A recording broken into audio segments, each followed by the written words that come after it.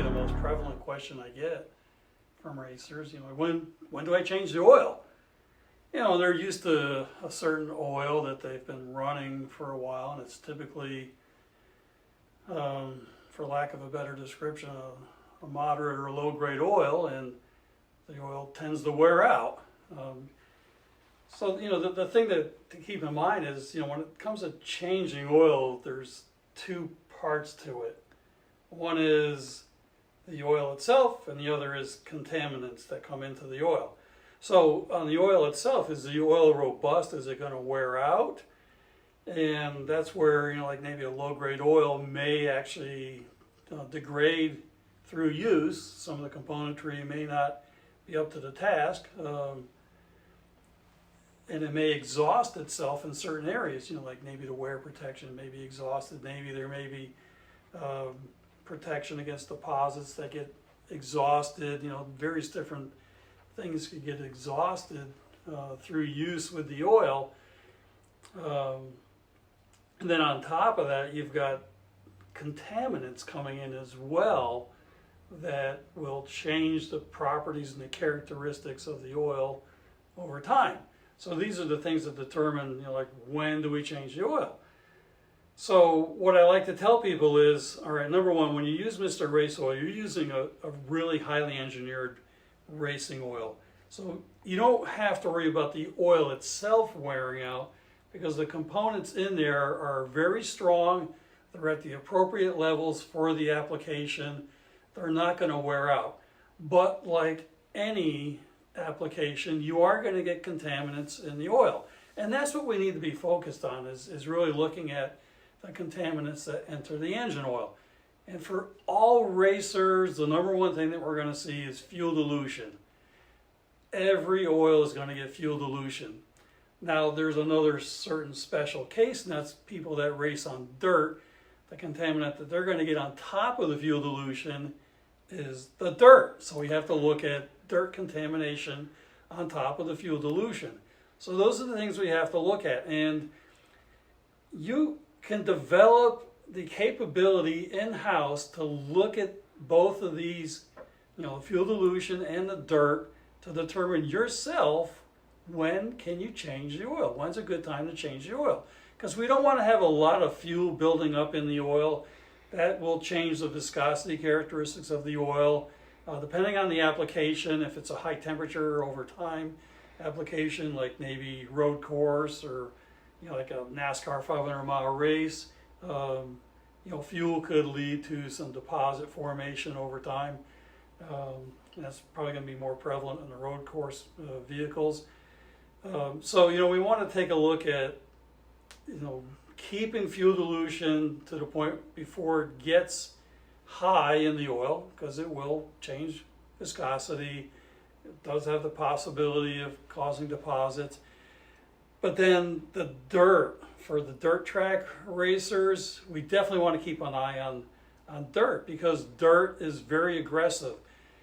Think about dirt like this. It's basically like sandpaper that's now inside of your engine, flowing around. And the more dirt that's in there, the more aggressive that sandpaper is going to be. And it will cause wear to the engine. So we don't want to let that dirt build up, because number one, it will promote wear within the engine. Number two, it can also create deposits in areas that we don't want deposits. And think about this, where's the dirt coming in? It's coming in through your intake system. It's hitting the top of the piston. The first place is going to slow down, and it will, by the way, find its way past the rings down into your sump. But the first place it's going to slow down is right where the rings are. And so you could start to have some dirt building up in the ring area. If you have that fuel dilution going on as well, it's a high temperature area. It is a possibility to start causing some deposits in the ring area. So we don't want to have a lot of dirt coming into the engine to start with, but we want to get that dirt out of the oil and just make sure that we don't create any issues down the road. So, how can you do this at home, in your race car garage, to take a look at both fuel dilution and dirt? Well, you can do a couple of different things. The first thing is you can send a sample out to some of the more generic labs that do this. I'm not going to mention names to promote anybody, but there is one or two that are fairly common. They will include a look at fuel levels with an elemental analysis, and it's typically around $45, $50, something like that. And you will get a fuel report back that tells you how much fuel is in the oil. In terms of the elementals, what you want to look for is silicon, to see what the level of silicon is, because that's what dirt is made out of, is silicon. Silicon dioxide is what it basically is. So you want to take a look at that. If you can start correlating your results that you have on your exams with what you're seeing, in the samples that you have. So you can look at an analysis, a test analysis to help you,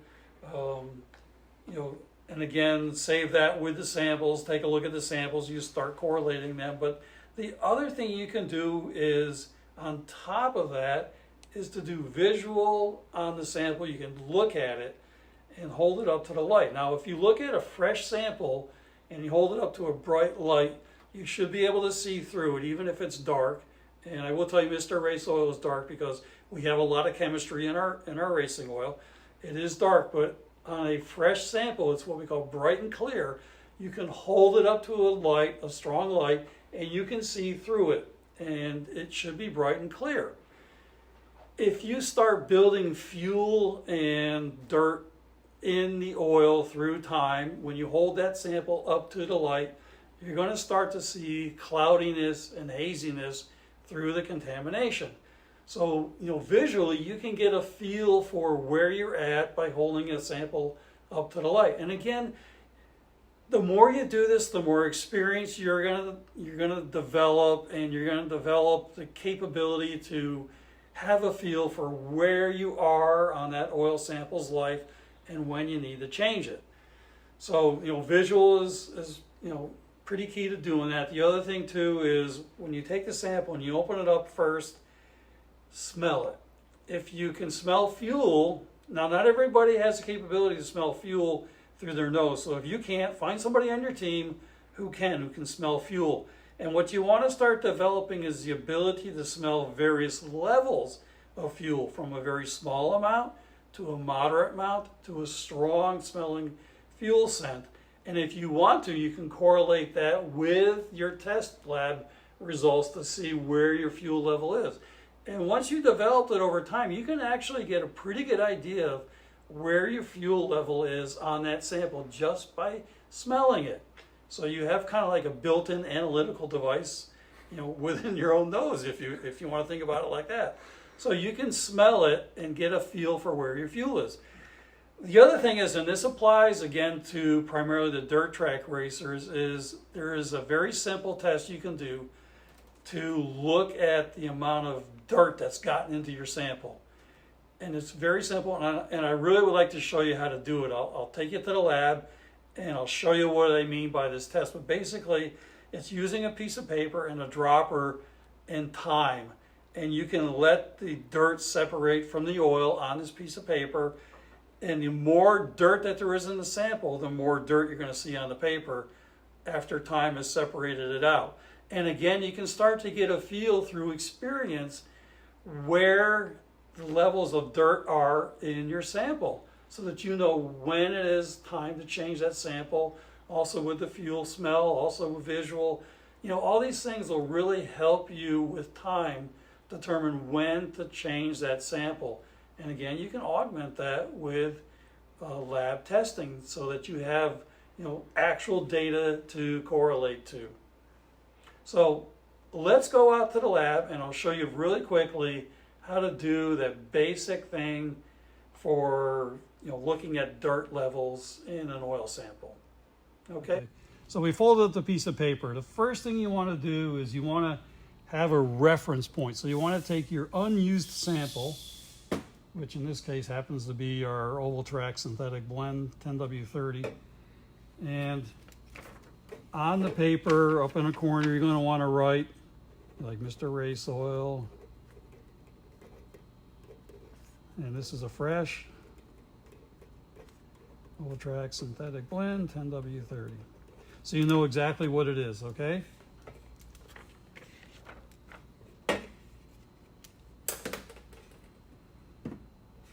And you take some of that. I'm not going to do it because I just got the one dropper here right now. Just take that out and you put a couple drops on the paper. And I'll show you in a moment what we do with the used sample. So that would be the fresh sample, okay? Now pretend this paper that you put it off on the side, and again, keep it elevated so it's not on the surface, because that will actually disturb things. You do the same thing with your used sample, all right? So in this one right here, we've got this particular sample right here is Mr. Race Oil Ultrac Synthetic Blend 10W30. This is 90 laps. Driver's name, the track, and the date. Just so we know exactly what we're talking about. Suspend that in the air. Make sure it's well shaken up.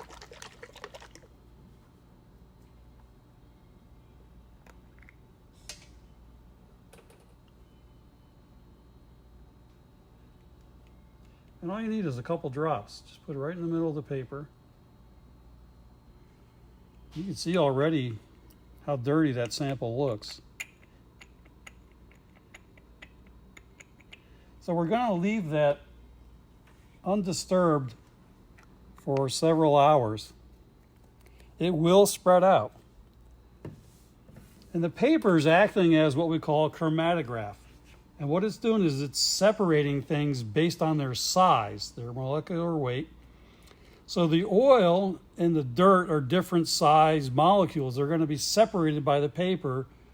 And what will happen is that the oil itself will flow quicker across the paper because it's smaller, and it will form a round circle. Dirt, because it's heavier, won't flow as quickly and will stay in the middle. The more dirt there is, the darker the concentration of dirt that will stay in the middle. So it'll actually end up looking like a bullseye. This is the fresh oil sample. You can see it's nothing showing up on there. It's just like oil on a paper. You can see it's spread to about 3.5 inches in diameter or so. That's our fresh oil sample. No contaminants, okay? This is the same exact used oil that I just dropped on the other piece of paper that has spread out over time. And you can see it's formed a bullseye with the dirt in the middle. And that's a fairly decent amount of dirt for only 90 laps on a half-mile track. Depends on where you race, how tight the engine is. The biggest thing is that very fine particle of dirt, dust getting by parts of your air cleaning system. So that's what we want to look for. And again, just takes time, some experience doing this. It's very simple to do. This takes about 3 hours to spread out, 3 or 4 hours, and you'll have an answer. So while you're working on another part of the car, you can have your answer. Well, now you know how to check things in your race shop. You don't need me to do that. I've given you the tools, so it's another tool in your toolbox.